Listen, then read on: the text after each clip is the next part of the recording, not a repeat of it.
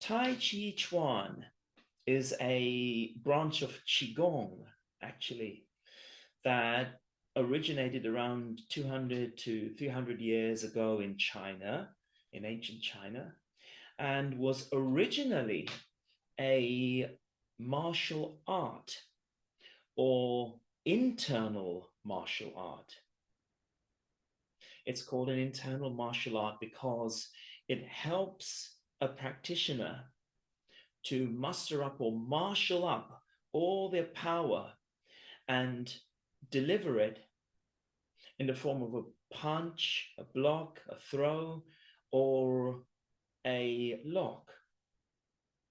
But now it tends to be practiced more for its relaxing, calming effect on the mind, the body, and the emotional state, and sometimes even as just a physical exercise, which doesn't do it as much justice, to be honest.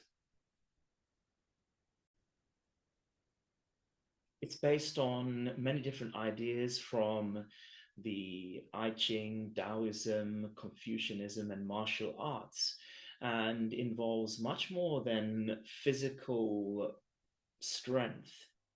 It also nurtures the very being who you are at the mental, physical, and emotional and spiritual level. And so the slow physical movements are very conducive to relaxation and calming you down at so many different levels. And so Tai Chi means supreme idea, philosophy, principle, or big idea. And if you add Chuan, it means supreme, ultimate exercise or fist. So that's quite a huge idea, but actually, it is really high level martial form or Tao Lu. And in order to really appreciate that, you need to have studied this for a long time.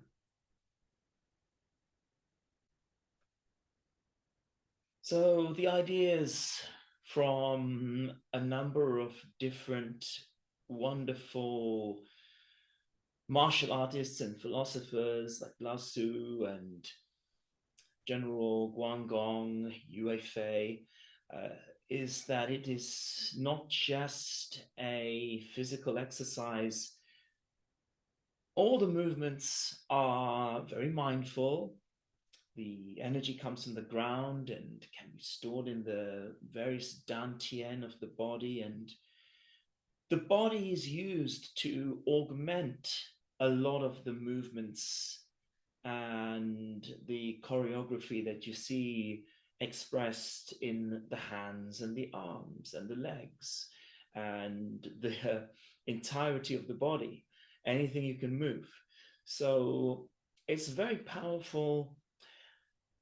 There's a whole discipline called Qigong that is based on the idea that we can wield energy and help to assist in healing various different parts of our body because energy traverses the body in lines called meridians that attach to dantians throughout the body. And we have three primary dantian in our body alongside the chakra and nadi system that you see in yoga.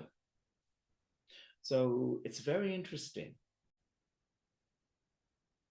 So everything you see in Tai Chi has aspects of yin yang, as you can see in the background, or light and dark, strong and weak, inside and outside, external and internal martial arts. In fact, many of the external martial arts have aspects of the internal martial arts too, but you only really see that if you get up to a certain level. And so, in doing Tai Chi, you tend to appreciate the balance between the body and mind and how they are intimately linked with each other. And so, a practitioner of Tai Chi slows down and is able to see the best in any and all situations. And so, to other people, you may look odd or strange, but you may handle things better because you're able to perceive much more than the average person. So, you attain a good balance of yin yang within your body. So, it's important to look at balance at many different levels, and when you practice Tai Chi, to be rooted, to sync your energy, to be strong yet gentle, be able to yield to force and then transmutate that force and change it and redirect it into something that you can utilize in a positive way, because Tai Chi also aligns itself with the natural forces of nature. And so we emulate the calm from nature.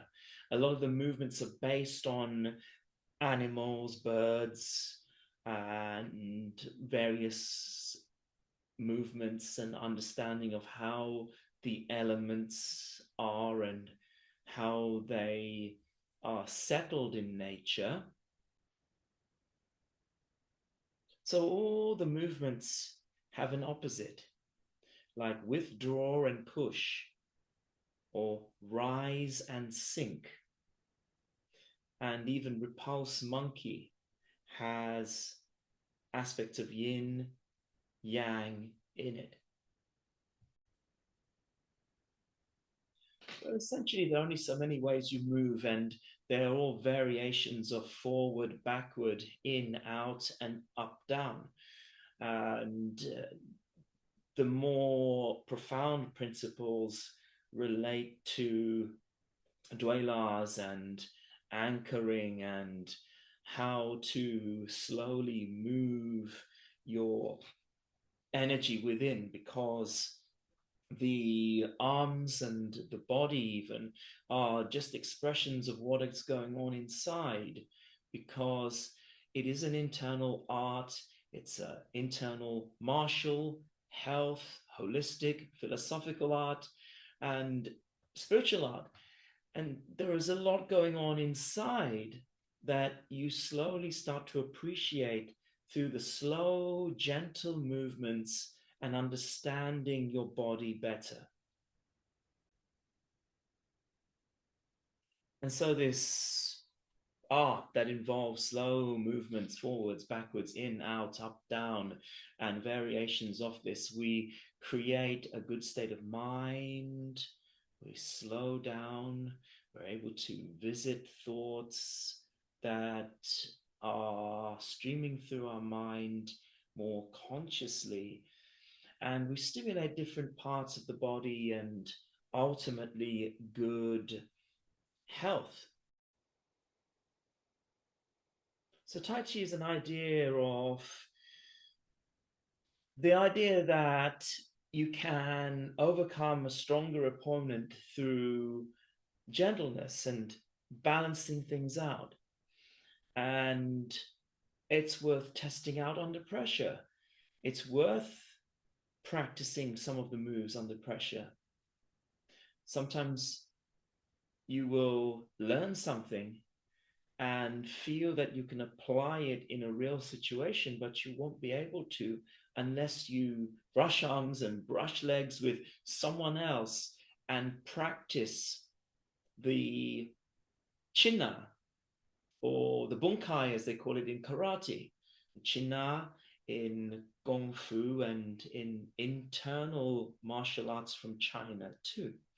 So practicing this will help you immensely and help you to understand that, well, it's not just about physical strength and how one person is bigger and stronger. There are many aspects. I mean, you need to be able to think. You need intelligence and a strong mind, as well as speed, good technique, and philosophy like this. And so, from the art of war and other philosophies and ideas, sometimes it's good to wait and be defensive. Sometimes it's good to attack. There are many ideas involved in martial arts, and certainly many ideas involved in Tai Chi as a martial art. But as a health art, you can look at it as being martial and look at ways in which you can gently stimulate your body and not overstimulate it in any way. Ways you can gently encourage balance and not encourage too much imbalance and end up hurting yourself. And ways in which you can slowly mobilize your body and recover from things and aid in flow. Because when things get restricted, when anything from blood, lymph, and even nerve transmission gets restricted in any way, then the system can go down in some way. So there's an old saying, running water never grows stale. And that applies to every aspect of Tai Chi, because ultimately we're big bags of red water. And when that blood that is filled with nurturing oxygen cannot get to a particular place, then we can experience dis-ease or disease. So Tai Chi, Qigong, Xingyi, Bagua, I Ching, Empty Force just offer a new idea and a new philosophy and a new way of kind of understanding this instrument that we inhabit called a body. So you are embarking on a journey of a lifetime. It is a real pleasure to have studied Tai Chi since I was a teenager. I was taught Tai Chi by my Chinese teachers who advocated the power of Tai Chi to ground you and make you a more strong individual mentally and emotionally and a better member of society. And I really believe that's true.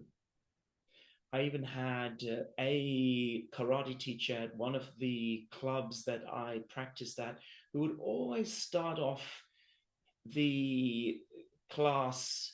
He'd be there early and he'd be practicing a form of Tai Chi, which I now recognize as the Yang form.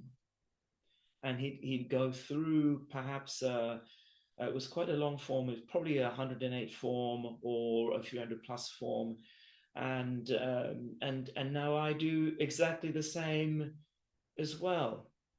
And you'll see me turn up to places early and do either Tai Chi if space permits, or a smaller form of Tai Chi or Qigong if there's less space, or just a sitting meditation to help to set the scene and ground myself and put myself in the right state. So I hope that you enjoyed this video. I know I have a lot of viewers from the world of Tai Chi and students and colleagues and friends and family, and I'd love if you can let me know if this video was valuable and you found it useful. Give it a thumbs up, then I will know. And share it with your friends, leave a comment, and hopefully see you in class or in the virtual classes. And if you're new to Tai Chi and Qigong, I wish you all the very best on your journey through Tai Chi. And I'd encourage you to practice every single day and make it habitual. And then you will reap the real benefits of Tai Chi at so many different levels.